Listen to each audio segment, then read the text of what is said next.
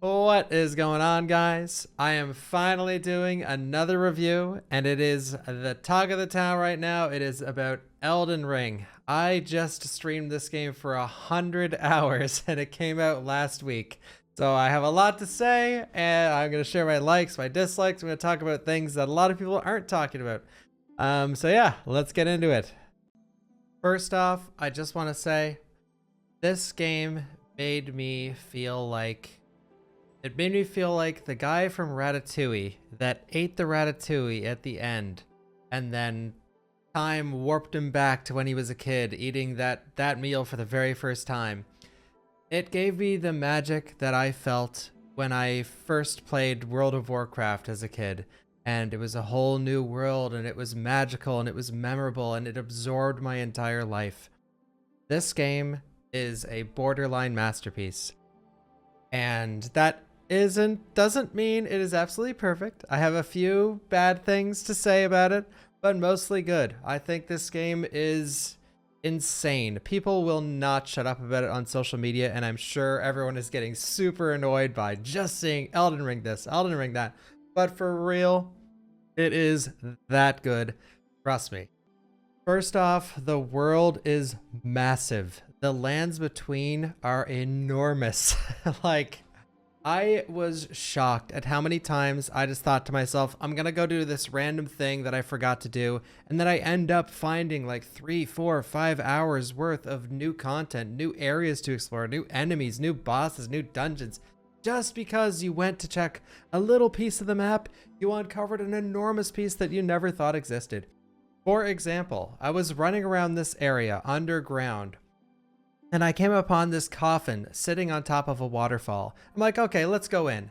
And it brought me down to what ended up being 3 new areas that took me 2.5 hours to finish. And that was just because I explored to the edge of some random waterfall in some random place. And this isn't a one-off thing. That kind of thing happens all the time in this game. You will just go somewhere, you will think it's nothing, and then all of a sudden you opened up like hours of extra content. And this extra content is really fun. Like, in normal open world games, you'll find this extra bandit camp, and you clear the bandits and you get your reward and you tick off the extra checklist box. But in Elden Ring, you just get more of that core game that you love playing. It is a magic that I have not seen captured in a very long time. Lastly, on the topic of the world, the game is gorgeous. And yes, I'm aware the graphics are not the greatest, especially compared to Horizon that just came out as well. But man, what they did with the art direction and design is incredible. It doesn't even need those insane, like, cutting edge AAA graphics, because it did wonders with what it had. I found myself just panning the camera, looking at the environments and everything around me constantly throughout the game. I'd say of the 100 hours I played, probably 3 or 4 of those is literally just panning the camera around, looking at everything, because it just blows my mind and it's awesome to look at. Speaking of art design, whoever made the armor sets and the weapons in this game did a fantastic job. There are so many different kinds of armor, so many kinds of different weapons.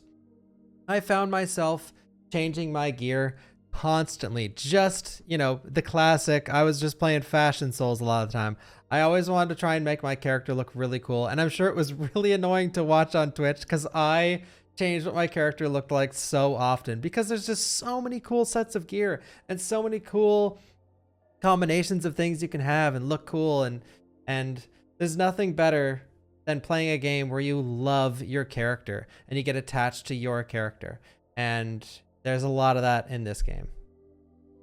All right, now for the big one, the controversial one, the gameplay and the difficulty. I think this game's difficulty is awesome for the most part when it comes to actually progressing in the main story. So for the hardcore players, yes, you could just go strength and dex your quality build and fight every boss the quote legit way, where you just dodge around by yourself and get in a hit every few seconds. That is still there, and that is fun and rewarding and awesome. And then for the new players, or even for the returning players, I had this style of gameplay and I loved it. You can find summons in this game, or you can summon your friends if you want to. But you can find summons that are very broken in this game. If you are having trouble, go hunt down some strong summons, go hunt down some strong weapons and weapon arts, and you can literally stun lock most bosses to death or kill them very, very quickly with certain combinations of items. Now, you don't have to go and do research to finish the game that way, or to not have trouble with the game. You just need to find a build, stick with it, make sure to upgrade your weapon, and make sure to upgrade your favorite summon. And make sure that favorite summon is at least somewhat powerful, and you won't have too hard of a time with this game. Yes, you will die 1,000 times, but that is part of the gameplay. Everyone dies a ton. Those compilations you see on YouTube of people perfectly fighting bosses, those people literally sit there and fight that boss for like 8 hours straight and die and die and die until they get the perfect fight, and then they put the perfect fight on YouTube, and you watch those and you think, I'll never be able to do that. But if you actually spent the time and effort that that one person did on that one fight, you would be able to do that, most likely. This game, in terms of the gameplay, in my opinion, is the best of any Souls game. It took the best elements of Bloodborne, Dark Souls 3, Sekiro. It took everything great about those games, and it combined it into this beautiful amalgam, which is the Elden Ring gameplay. There are so many different customizable weapon arts that are very, very powerful. There are so many different types of magic. Like if you want to go intelligence, there's plenty of good spells. If you want to go faith, there's plenty of good spells. And then it gets more in depth than that. There are certain kinds of faith you can go. There are certain kinds of intelligence you can go. And there is room for all of it. None of it feels like it is absolute garbage. If it sucks versus one boss, it might be very powerful versus another. If it sucks versus both those bosses, it might be very powerful against normal enemies or in PvP. There is a spot for all the different kinds of weapons, weapon arts, and magic in this game, and it's great. Experimenting with all of it feels fantastic. Very rewarding and very fun, and it makes the gameplay always feel fresh. You can always just swap out your weapon for a different one and start testing new weapon arts, or swapping out magic. They also made respecking your character very easy in this game, and you can do it multiple times a playthrough, which also just enhances that fun factor. And if you hate your character and hate the gameplay of your character, you can completely switch it up, but you need to kill a certain boss first, but it isn't too far into the game. Alright, now for the big one, the Whopper. My favorite, the boss fights. A lot of the story bosses in this game are really cool, really well done. The fights themselves are very fun to play and also very challenging, which is the best of both worlds. The design for the bosses, what they look like, is really cool. There's also some body horror for a couple of the fights, which is sick to see, especially for me. I love like classic 80s horror. And it has some of those vibes for some of the fights, and I loved it. One con to the boss fights in this game that also has a silver lining is that some of the fights you do like 5-6 times. There are some bosses that you will see over and over again, whether or not it's in an optional dungeon or through your way through the story content. But the silver lining on free fighting all of these bosses is that every time you refight them, you will get a different piece of their gear or some of their magic, which I love that they added that. So if you kill a boss the first time, you might get his sword, and then you see him again later on in the game and you'll get his shield, and then you'll see him a third time again and you will get his armor. I do really like that aspect of the refights. It makes it more bearable to see those bosses again because you know you will get that cool gear afterwards. By the way, there are like 80 bosses in this game. It is insanity. They went balls to the freaking walls with the content in this game. It is absolutely nutty. And I love boss fights, don't get me wrong, but boy, oh boy, some of the optional ones are not well designed. The best example I can give you is the Crucible Knights at the end of an optional dungeon.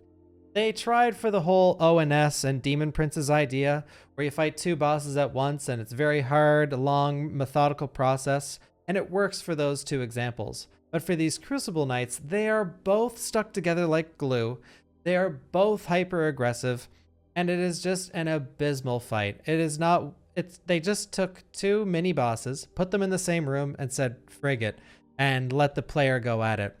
Not a good fight, and there are a few other examples, but I will let you guys find them yourselves. But yeah, it is one of the gripes I have about this game, that some of the optional bosses are a little lackluster especially compared to the story bosses. Speaking of the story, I can't tell you shit about it. No, I can, but like all FromSoft games, this story is a little bit hard to grasp. The overarching story, like the actual main storyline that you get in the intro and the first few minutes of the game, you can follow that easily. But understanding all of the lore, how all the world works, it's a little harder than your average game. You do need to do a little reading. And the cutscenes don't tell you too much, and they're quite cryptic most of the time. But with that being said, I love that aspect of this game. Dude, the amount of times I have played an open world game, like I just played Dying Light 2, okay? And I really liked that game. I thought it was fun. But the amount of times a character that I did not give a rat's ass about was chewing my ear off for like 30 minutes about some stupid topic I didn't give a rat's ass about. Oh my god, that happened countless times. And it's classic in open world games. It always happens. This game knows exactly when to shut its mouth. Like, if a NPC is talking to you, before a brain cell can even tell you, like, I'm getting bored of this, it's over. And you're just on with the awesome gameplay again. With all that being said, it's not that the story is bad, and it's not that the side quests are bad. They're fantastic. And it's honestly one of the things I really like about this game is the side quests. I usually ignore a lot of side quests in games because they annoy me, and usually they're a waste of time. Now, it depends on the game. You know, Witcher 3 has some god tier ones. I know. But for the most part, companies rush side quests a lot of the time. What I love about the side quests in this game is that they're just part of the world. And once you get them, like once you encounter a random person on the side of the road that gives you a quest, you don't actually get a quest in your quest log or a quest marker or anything like that. You have to old school whip out a notebook and write down what they said and what they want you to do. Because if you don't, you're going to come back like 10 hours later and be like, oh yeah, I think I did that quest like a few hours ago. You're going to come back and the character's just going to be dead or gone or something. So it's really cool. It's super old school. And like, you know, it is a little archaic when you compare it to modern gaming, but I honestly love it. Like, I love that it doesn't hold your hand with the side quests. It's really, really cool, really old school, and yeah, super respectable of the devs to do stuff like that. The soundtrack and the sound design, they are fantastic in this game. I heavily believe that soundtrack and sound design are two of the most important aspects of making a great video game, and this game nails it. When you're running around an open field, the music is very light, hardly there, but they're just enough to pull you into the world that you're in and the area that you're in. And another example is when you go into the sewer, it's slow, creepy, creaky music that just fits that whole sewer aspect. And the boss fights, the boss music, some of the boss music, I'm not gonna lie, it's pretty forgettable. But man, for the boss fights that matter, that music is there and in full force, and I absolutely love it. Okay, here's a weird one now. The online aspect of the game. This game has hints of being an MMO sometimes, with the messages you can leave, the invasions, and just getting your friends to help you. It's something that is very unique in the Souls series, and I think it helps bring the community together a lot. And this game does it very well. In terms of the messages you can leave, there is an upside and a downside. If you want to find secrets yourself and you don't want any help with anything ever, you will hate the online system. Because at every hidden wall, there is like 4 or 5 messages that are like, hidden wall here. And so it's like, you can't miss a hidden wall. You can't miss a secret because there's always messages around them. Now, sometimes you'll get baited though. It'll be like hidden wall ahead. And then the message behind it will say liar ahead. And every time you come to an NPC that's like bent over, it'll say finger butthole. And the memes that come from it are really funny. I enjoyed reading a lot of the messages as I played through the game. And I really enjoyed leaving messages as well, seeing if I could get Dark Souls famous with one of my messages, getting appraisals. Yeah, it's a really cool aspect that I heavily enjoyed. In terms of the online play, the invasions, and summoning your friends to help, I didn't do much of that. I actually only did one thing, and I sort of regret it. For one of the hardest bosses in the game, and I will not show you footage because, or it is the hardest boss in the game, and it is optional. I'm not going to show you footage because I don't want to spoil it, but I summoned another streamer. I summoned Distortion 2 and a friend of mine, Hatsy Fatsy, to help me fight the hardest boss just for fun, just to like do an attempt or two, just to see what happens. And the fight glitched out, and phase 2 didn't even happen, and she just died. So, yeah, there's that. But in general, I think the online is pretty cool. It's pretty wacky how they do playing with friends. Like, it's pretty hard to comprehend, honestly. It's sort of like Nintendo, but it works, I think. I don't really know. But yeah, invasions and PvP, I haven't dived too deep into yet because I was just trying to finish the story. I want to learn how to route the speed run and all that other fun stuff. But yeah, the online is cool, and it's there if you want to enjoy it. This last topic is a rough one because it is a blemish on a borderline masterpiece game. The PC port is doggy doo-doo. Even if you have a 3090 and a 5950X, it is the luck of the draw, and this game is the wild, wild west. You are super lucky if you haven't crashed or stuttered on the PC port yet, because it is jam-packed with issues. It is hard locked at 60 FPS. There's no widescreen support. It constantly crashes for some people. It doesn't launch for other people. And even if it does, even if it launches, you are most likely going to stutter all over the place. I have all my 100 hours of gameplay on the PC port, and I can confirm you, I'm one of the lucky ones, and I still stuttered all over the place. A few levels in particular were brutal with the stuttering. You could hardly even play. So, again, try your hardest to not play the PC version.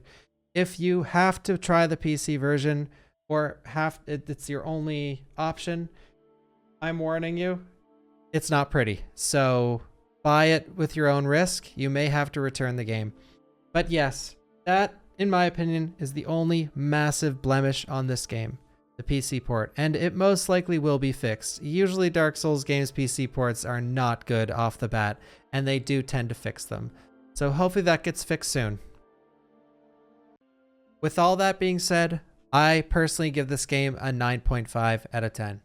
I would go higher, but with the PC port issues and a couple of the optional boss fights, it is holding me back from going higher than that.